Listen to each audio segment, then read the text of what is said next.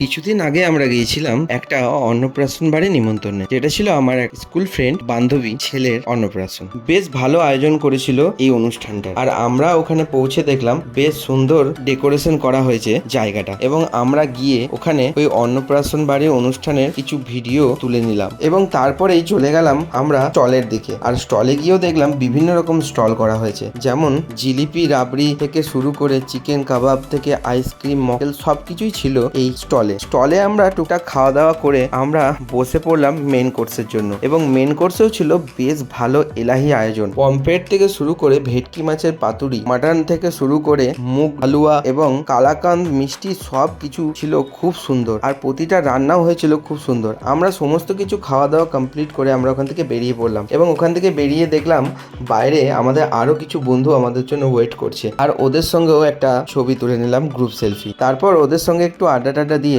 আমি আর পায়েল কিছু ছবি তুলে নিলাম সেলফি জোনে গিয়ে। তারপরে দেখলাম আমার বান্ধবীর বাচ্চাটা ঘুমিয়ে গেছে, বেশ সুন্দর হয়েছে এবং কিউট হয়েছে বাচ্চাটা। তারপর একটু কথাবার্তা বলে আড্ডা দিয়ে আমরা ওখান থেকে বেরিয়ে পড়ছিলাম, আর ঠিক সেই সময় দেখলাম সেদিন ইন্ডিয়া নিউজিল্যান্ডের চ্যাম্পিয়ন্স ট্রফির ফাইনাল ছিল, আর ইন্ডিয়া জিতেছিল, তাই ব্যান্ড পার্টি নিয়ে ভারতের ফ্ল্যাগ নিয়ে অনেকজন বেরিয়েছিল, সেটাও ভিডিও করে নিলাম। তারপর অনেক রাত হয়েছিল বলে আমরা সেখান থেকে বেরিয়ে পড়লাম। এইভাবে আমরা সন্ধ্যাবেলাটা একটা অন্নপ্রাশন বাড়িতে কাটালাম। তোমাদের ভিডিওটা কেমন লাগলো আমাকে অবশ্যই জানাবে কমেন্ট করে, আর ভালো লাগলে লাইক করে দিও, আর এরকম ভিডিও পেতে আমার চ্যানেলটাকে সাবস্ক্রাইব দিও, আর ফেসবুক পেজ থেকে যদি দেখছো পেজটাকে ফলো করে দিও। আবার দেখা হবে পরে কোনো ভিডিওতে, আজকের মতো টাটা।